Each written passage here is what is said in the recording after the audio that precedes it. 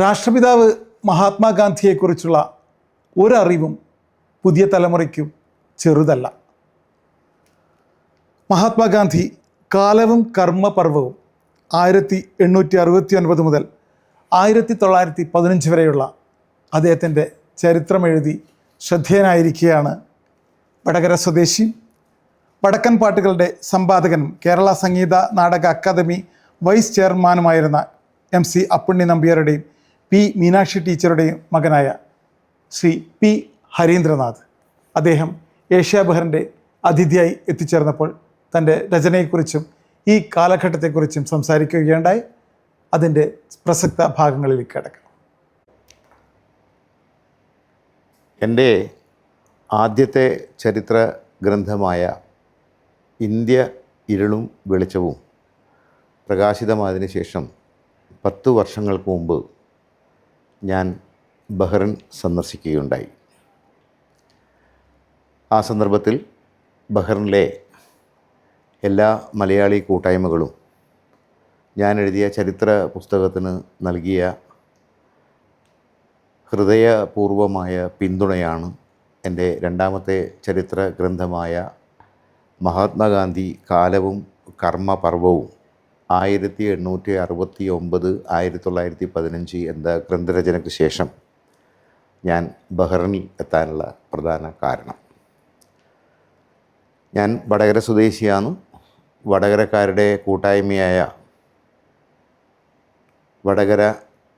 Bahrain Vadakara സഹൃദയവേദിയുടെ വാർഷികാഘോഷ പരിപാടി ഇന്ന് 12-ാം തീയതി ഇന്ത്യൻ ക്ലബ്ബിൽ നടക്കുകയാണ്. അതിൻ്റെ ഉദ്ഘാടകനാകാൻ കൂടി എനിക്ക് ഭാഗ്യം സിദ്ധിച്ചു എന്നത് ഏറെ ആഹ്ലാദകരമായ ഒരു കാര്യമാണ്.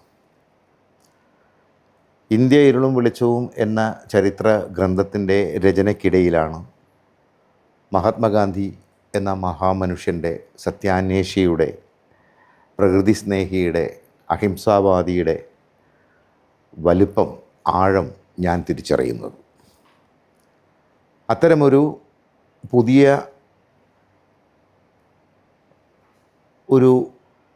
അറിവിൻ്റെ ഒരു പുതിയ തലത്തിലേക്ക് ഗാന്ധിയെക്കുറിച്ചുള്ള എൻ്റെ പ്രാഥമികമായ പഠനങ്ങൾ എന്നെ നയിക്കുകയും പിന്നീട് കഴിഞ്ഞ 5.5 വർഷക്കാലത്തെ കഠിനമായ പരിശ്രമങ്ങൾക്ക് ശേഷമാണ് ഞാൻ മഹാത്മാഗാന്ധി കാലവും കർമ്മപർവവും എന്ന പുസ്തകം എഴുതി തീർക്കുന്നത്.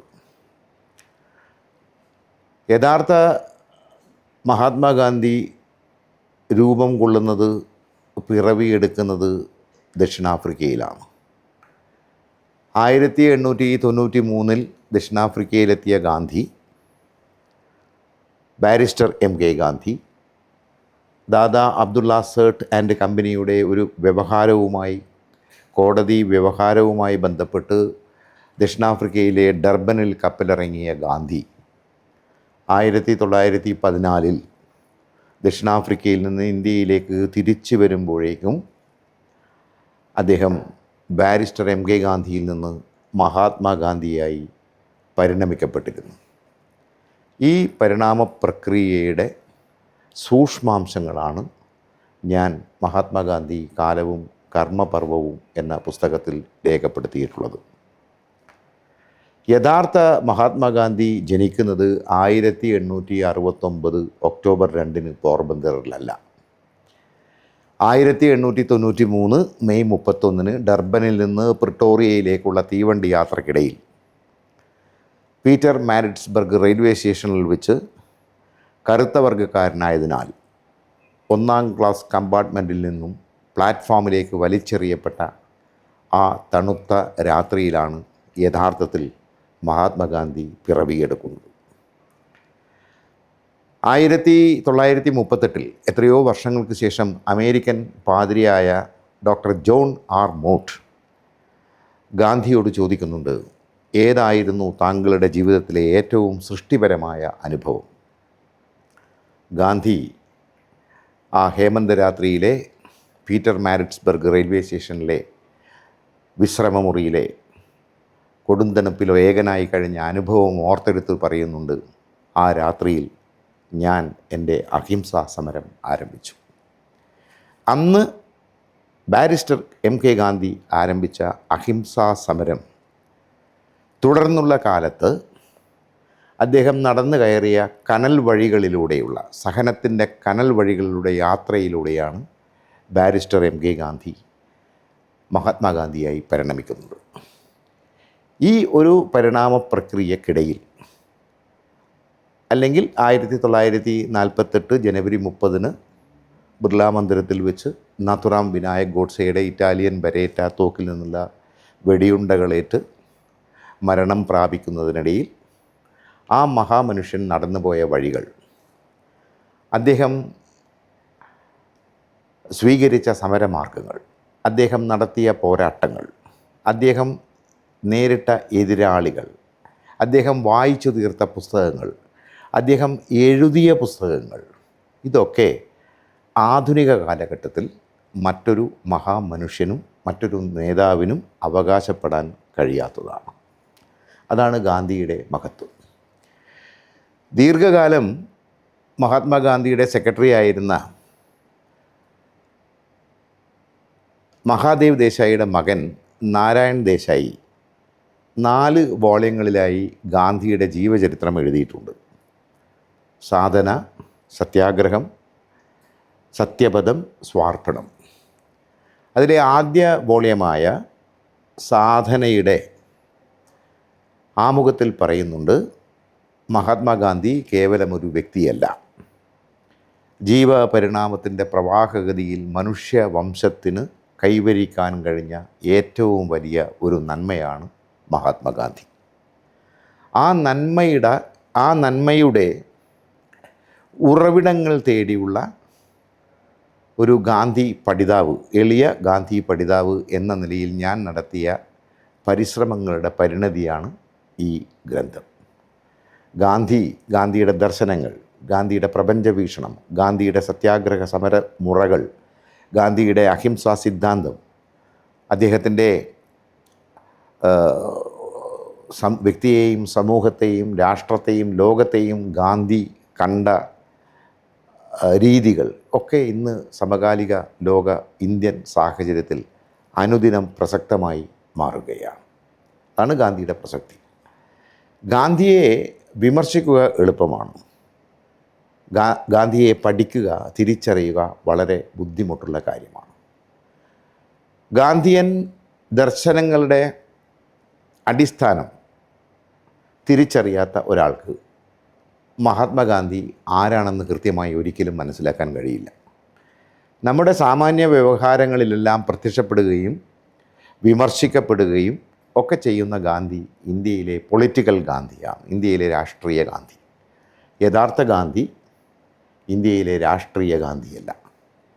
ബുദ്ധന് ശേഷം ഇന്ത്യയിൽ പിറന്നു വീണ ഏറ്റവും വലിയ ദാർശനികനാണ്, ഏറ്റവും വലിയ തത്വചിന്തകനാണ് മഹാത്മാഗാന്ധി. അഖിൽ ബിൽഗ്രാമി വളരെ പ്രശസ്തമായ ഒരു പഠനം നടത്തിയിട്ടുണ്ട്, പ്രബന്ധം, ഗാന്ധി ദ ഫിലോസഫർ. ഞാൻ ഗാന്ധിയെ കാണുന്നത് കേവലം ഒരു രാഷ്ട്രീയ നേതാവായിട്ടല്ല, മറിച്ച് മനുഷ്യവംശത്തിൻ്റെ അതിജീവനത്തെക്കുറിച്ച് ഉത്കണ്ഠപ്പെട്ട, മനുഷ്യജീവിതത്തെ അവിഭാജ്യമായ ഒരു സമഗ്രതയായി കണ്ട, മനുഷ്യസ്നേഹിയായ, മതേതരവാദിയായ, ജനാധിപത്യവാദിയായ, പ്രകൃതി സ്നേഹിയായ ഒരു പ്രപഞ്ച മനുഷ്യനാണ്, ഒരു വിശ്വമാനവനാണ് എൻ്റെ കാഴ്ചപ്പാടിൽ ഗാന്ധി. ഇന്ന് ലോകമെമ്പാടും ഗാന്ധിയെക്കുറിച്ച് അതിഗൗരവമായ, ഇന്ത്യയിൽ മാത്രമല്ല വിദേശ രാജ്യങ്ങളിലും ഗഹനമായ പഠനങ്ങൾ നടന്നുകൊണ്ടിരിക്കുകയാണ്. ഓരോ പഠനവും ഗാന്ധിയുടെ ജീവിത ദർശനത്തിൻ്റെ, പ്രപഞ്ച വീക്ഷണത്തിൻ്റെ വ്യത്യസ്ത തലങ്ങളെ വളരെ ആഴത്തിൽ അന്വേഷിക്കുകയും ചെയ്യുന്നു എന്നുള്ളതാണ്. അതിൽ ഒരു പുസ്തകത്തിൻ്റെ പേര് ഞാൻ പ്രത്യേകം പരാമർശിക്കുന്നത് നല്ലതാണെന്ന് തോന്നുന്നു.